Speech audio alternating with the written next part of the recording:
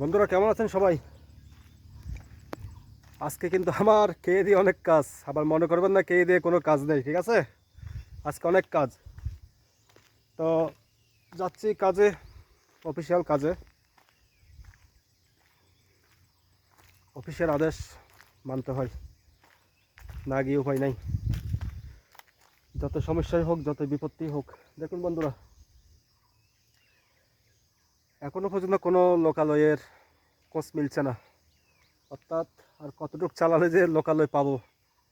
তবে ওই যে দূরে পাহাড়ের চূড়ায় তারা যে কোথায় কোন রাস্তা দিয়ে এখানে যায়, ওই যে ঘরবাড়ি দেখানোর চেষ্টা করি, একটু জুম করি। এই দেখুন তারা যে ঠিক কোন রাস্তা ব্যবহার করে আমি বুঝছি না এখান থেকে।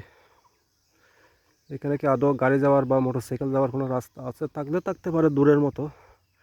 এই তো এখন এই মুহূর্তে বন্ধুরা আমি থানচি এরিয়াতে প্রবেশ করে ফেলেছি। শব্দ শুনতে পাচ্ছেন, আকাশের গর্জন। রেইনকোট আছে, সমস্যা নেই, রেইনকোট নিয়ে আসছি, বৃষ্টি হলে সমস্যা নেই। তো বন্ধুরা এখন বাজে প্রায় 4টা 5টার কাছাকাছি, পৌঁছে যেতে হবে।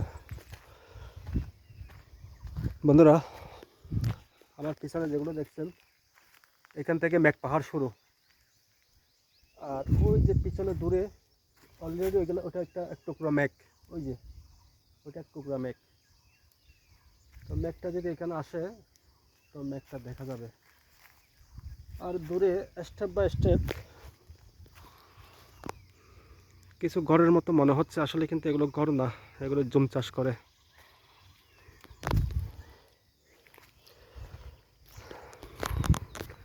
তো আমি একটু বিরতি দিচ্ছি বন্ধুরা।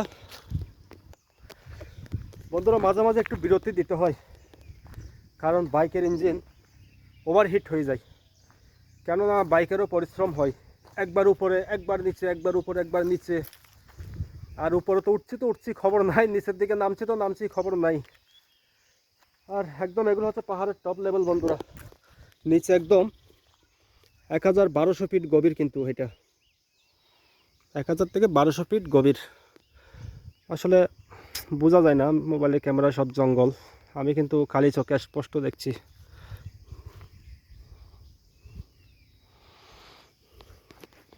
তো আমি এখন থানচিতে প্রবেশ করে ফেলেছি আমি।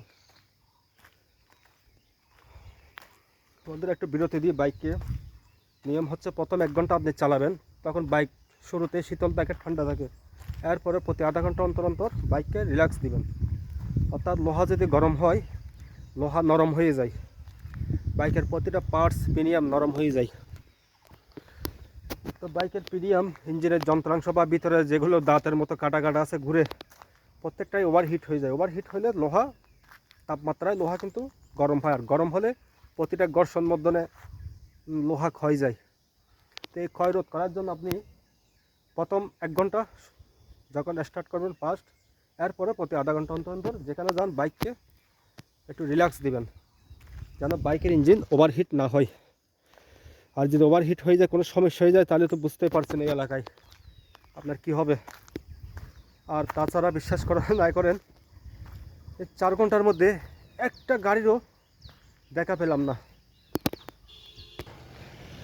এই 4 ঘন্টার মধ্যে একটা গাড়ি দেখা পেলাম না, অলরেডি একটা গাড়ি দেখা যাচ্ছে বন্ধুরা। এই 4 ঘন্টার মধ্যে একটা চাঁদের গাড়ি দেখলাম, একটা চাঁদের গাড়ি, অনেক সবাই দুর্গমে। বন্ধুরা 4 ঘন্টায় দেখেন কি অবস্থা রাস্তায়। বাইচান্স কোনো সমস্যা পড়লে এই সমস্ত গাড়িকে যদি সিগন্যাল দেন, হয়তো বা তারা দাঁড়াবে, কথাবার্তার পরিপ্রেক্ষিতে কোনো সমস্যায় পড়লে তারা নিয়ে যাবে। তো এরকম বাইক নিয়ে যদি সমস্যায় পড়েন, যতক্ষণ পর্যন্ত তাদের দেখা পাবেন না, চাঁদের গাড়ি ফাঁদের গাড়ি, ততক্ষণ আপনাকে অপেক্ষা থাকতে হবে। অবশ্য আমি এখন বিরতি দিচ্ছি, আধা ঘন্টা বিরতি। তো এর ফাঁকে একটু আপনাদের সাথে কথাবার্তা বলছি, এটাই, আর কিছু না। মূলত ভিডিও বানানোর উদ্দেশ্য আমার নয়, একটু কথা বলছি আপনাদের সাথে, সময় পাস করছি। তো চলে আসতে পারেন, এটা সম্পূর্ণ থানচি এলাকা। এখন আমি থানচি এলাকা, আর অপর প্রান্তে দেখাতে পারছি না, সবই জঙ্গল, খাত, গভীর খাত। তবে এই খাদের আগে যদি এরকম ব্যারিকেড থাকে তবে মনে একটু সান্ত্বনা জাগে, অন্তত দুর্ঘটনা হলেও খাদে পড়বো না, তাই না? অন্তত দুর্ঘটনা হলে খাদে পড়বো না। কিন্তু ওই দিক থেকে আসার সময় এদিকে খুব সতর্কতার সহিত আসতে হবে, খাদে পড়ে যাবেন। এই ভুল ক্ষমা করবে না। কিছু ভুল আছে বন্ধুরা ক্ষমা করে, আর কিছু ভুল ক্ষমা করে না। যে ভুল ক্ষমা করে না সেই ভুল চেষ্টা করবেন না করার জন্য। ঠিক আছে বন্ধুরা, ভালো থাকবেন। আমি আবারও রওনা দিই, আরও ঘন্টাখানিক লাগবে। যদি বা 4 ঘন্টার রাস্তা, এখন আমি 6 ঘন্টায় যাচ্ছি। ইতিপূর্বে আগে বললাম এই যে বালি পাথর সৌভাগ্যক্রমে আরেকটা গাড়ি আসছে, পরপর 2টা গাড়ি বন্ধুরা। অনেক সময় লাগাতার পাবেন, আর অনেক সময় কোনো গাড়ি পাবেনই না। এগুলো কোনো লোকাল গাড়ি নেই বন্ধুরা, এগুলো রিজার্ভ ভাড়া করি আপনি যেখানে যান। এগুলো কোনো লোকাল গাড়ি নয়। যদি লোকাল গাড়ির ব্যবস্থা থাকতো তাহলে অ্যাভেলেবেল হতো। আর এই এলাকার প্রত্যেকটা বাহক হচ্ছে, প্রধান বাহক হচ্ছে মোটর সাইকেল, কোনো লোকাল গাড়ি নেই।